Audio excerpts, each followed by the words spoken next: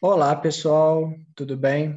Meu nome é Marcos e hoje eu vou estar apresentando para vocês o meu trabalho do meu grupo que fala sobre as angiospermas.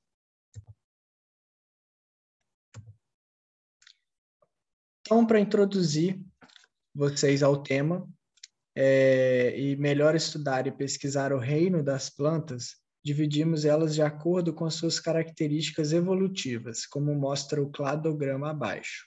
Então, as duas primeiras plantas que a gente pode ver aí são as algas e as briófitas, que são as plantas mais arcaicas que a gente tem aí na classificação, né? Foram as primeiras a criarem tecidos, né?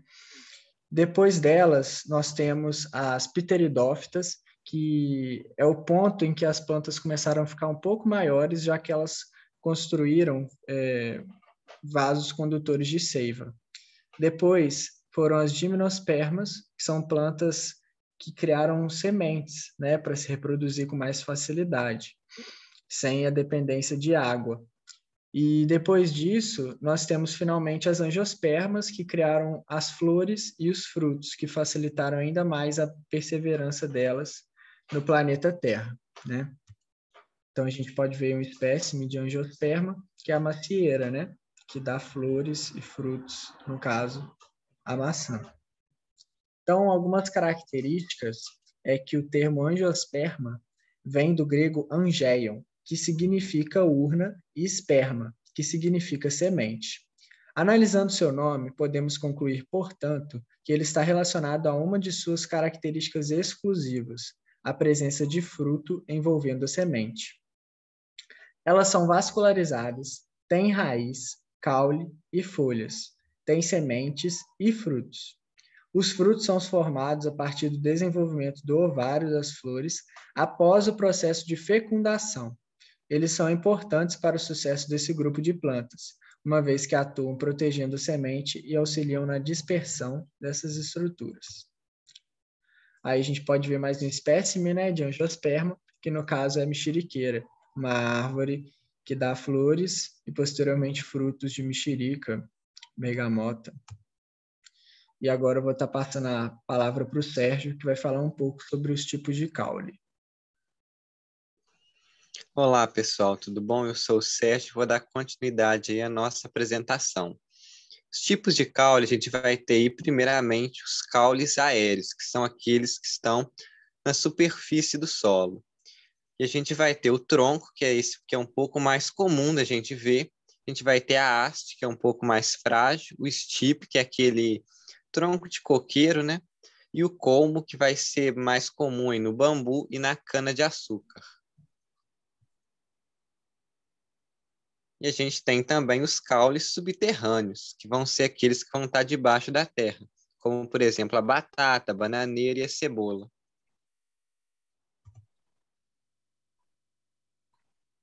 Outro tipo de caule vão ser os caules aquáticos, que vão estar aí debaixo d'água, e como exemplo tem a Vitória Régia.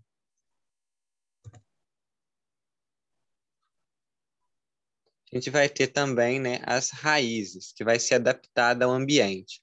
A gente tem as raízes tuberosas, né? Tem também as raízes fibrosas, as fasciculadas, e cada uma delas vai ser adaptada aí ao ambiente.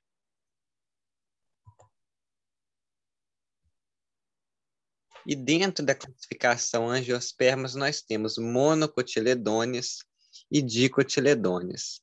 As monocotiledôneas vão ter sementes com um cotiledôneo. E as raízes dela vão ser uma raiz fasciculada, que vai parecer uma cabeleira, né? E também vai ter os feixes vascularizados espalhados aí pelo caule. E a nervura dela na folha vai ser paralela e as flores vão ser trímeras.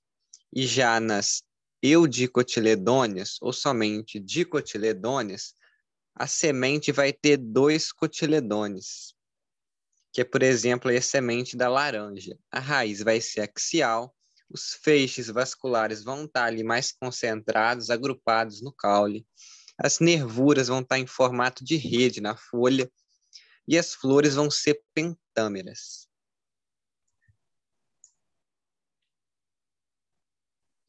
E a reprodução, que pode ser sexuada ou assexuada. Na reprodução sexuada, vai ocorrer a formação de um novo indivíduo, né, a partir da fusão dos gametas. Esse tipo de reprodução vai começar lá com a formação da flor e depois vai passar pelas etapas de polinização, fecundação, a formação de um fruto e, posteriormente, a germinação. E o que acontece? Precisa da polinização, então vai precisar aí dos agentes polinizadores, que vão ser as abelhas, besouros ou até o próprio vento. E a reprodução assexuada vai ocorrer aí por brotamento, como nós veremos mais à frente.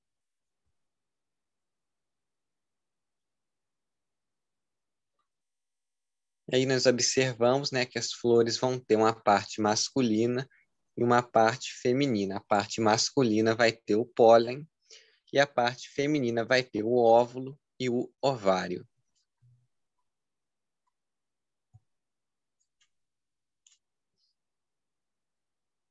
E aí nós observamos a reprodução assexuada do bambu, que ela vai ocorrer aí por brotamento.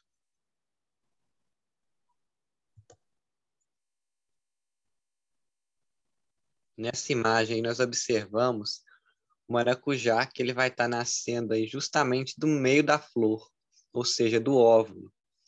E essa imagem vai dialogar bastante com a próxima. O que acontece? A flor do maracujá é hermafrodita. Isso é bem interessante aí.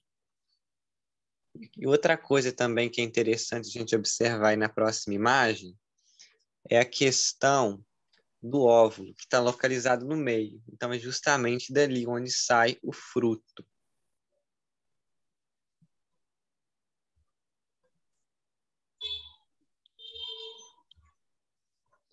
Bem, sobre o ciclo de vida, né, a gente sabe que vai ter início lá na flor, né, que vai ocorrer a fertilização, e através da fertilização vai vingar o fruto, e do fruto aí vai sair uma semente que vai poder germinar e reiniciar todo esse ciclo aí.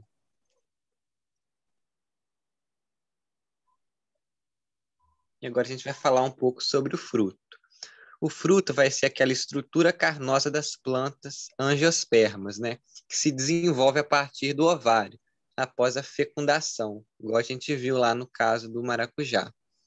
E ele vai corresponder ao ovário desenvolvido da flor. Também nós vimos aí anteriormente.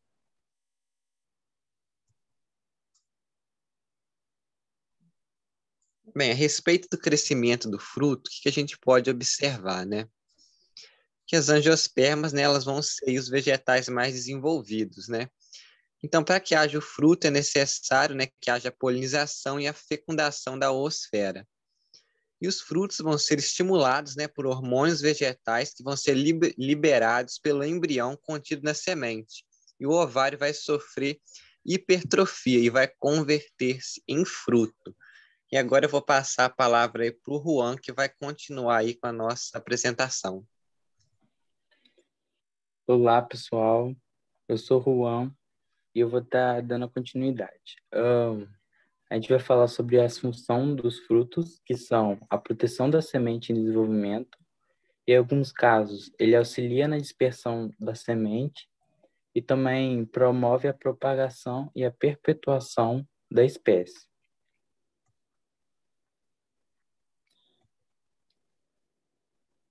Sobre as partes do fruto.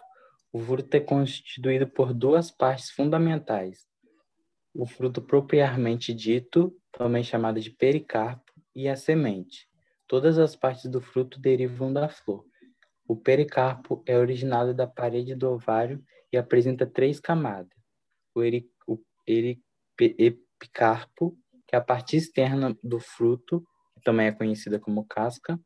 O mesocarpo, que é a parte intermediária, que é a parte que a gente come. E o endocarpo, que é a parte que reveste a cavidade do fruto.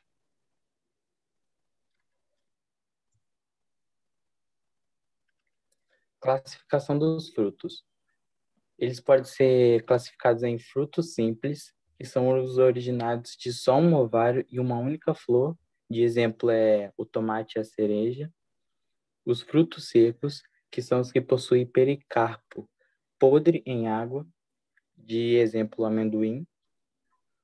Os frutos carnosos, que possuem o pericarpo rico em água e substâncias nutritivas, que de exemplo a manga. Os frutos agregados, que são os frutos que se originam de uma flor com muitos ovários separados, também são denominados de fruto apocárpicos, que de exemplo é o coco. E os frutos múltiplos. Os frutos múltiplos desenvolvem-se de inflorescências nas quais muitos ovários fundem-se e formam uma estrutura única, que é, de exemplo, o abacaxi.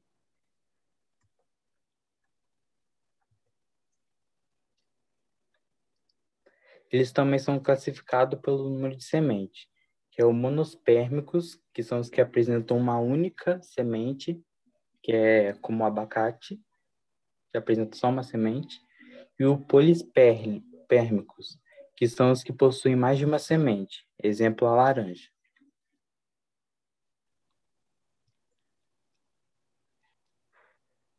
Agora a gente vai falar sobre um pouco dos pseudofrutos. Os pseudofrutos são as frutas que se desenvolvem a partir de outra flor e não do ovário, que é o de exemplo morango. Eles também são classificados em simples, composto e múltiplos. Os simples originam-se de um pedúnculo ou receptáculo de uma única flor, que é como o caju. O composto, que origina do receptáculo de uma flor, que apresenta vários ovários pequenos, que de exemplo de composto é o morango. E os múltiplos, que originam a partir de uma inflorescência, que é o abacaxi.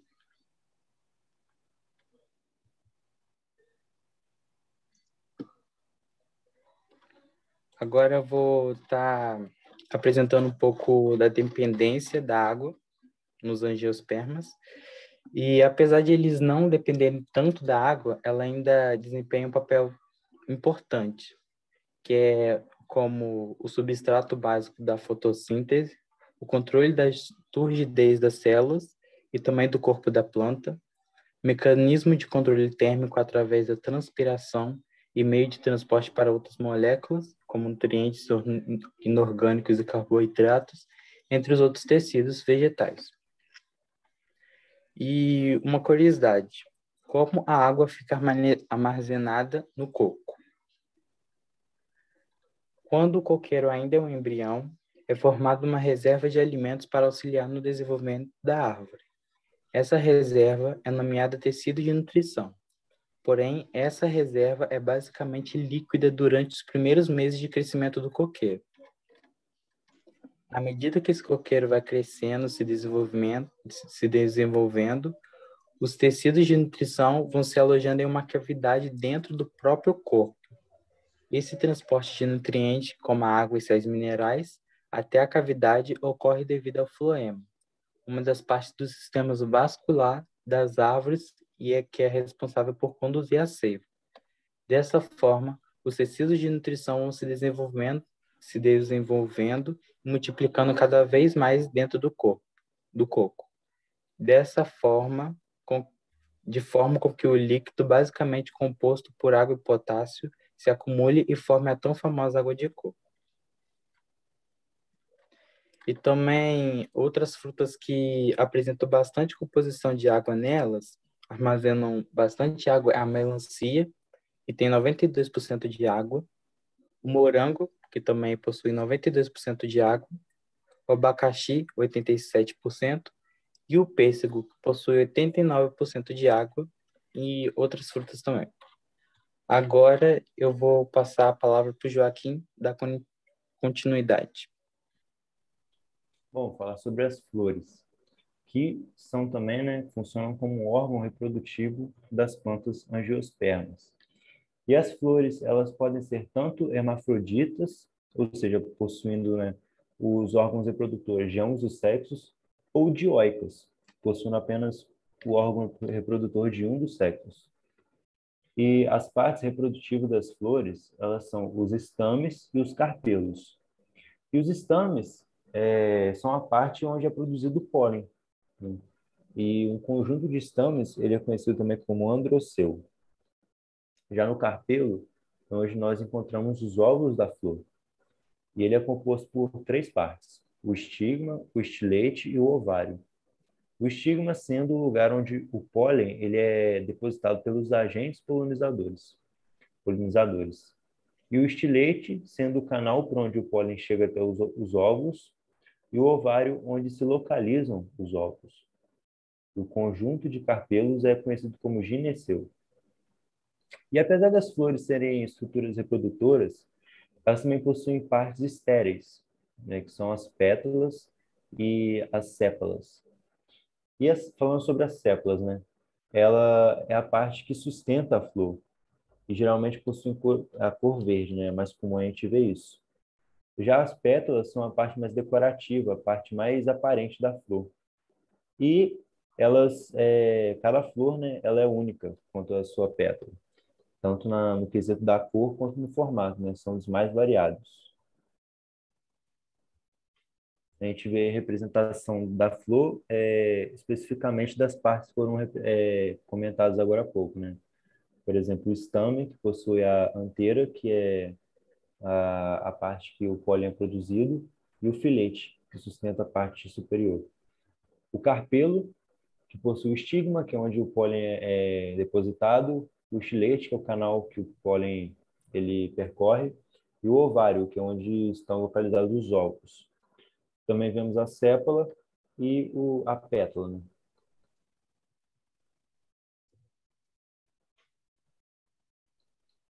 Agora, algo interessante, né? Esses 3 termos aí, né, fruto, fruta e pseudofruto, apesar desse último não ser muito comum no nosso dia a dia, podem ser confundidos por nós, né? Acharmos que são a mesma coisa.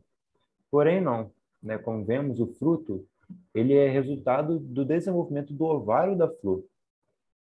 Já a fruta é um termo popular, né, usado para frutos e pseudofrutos, comestíveis e geralmente de sabor adocicado. E o pseudofruto? Ele é qualquer estrutura que se assemelha a um fruto, porém que não tenha sido formado pelo o amadurecimento do ovário, e sim a partir de outras estruturas da flor, como o pedicelo e o receptáculo. E para finalizar o trabalho, então, eu vou passar para o Sérgio para passar um pensamento aí para a gente. Bem, para encerrarmos aí, né, tem uma frase do grande filósofo grego Aristóteles. A educação tem raízes amargas, mas os seus frutos são doces.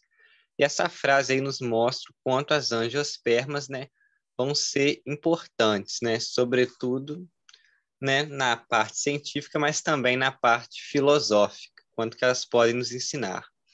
E com esse pensamento aí, né, deixamos aí o nosso muito obrigado a todos que venham aí porventura conferir aí o vídeo.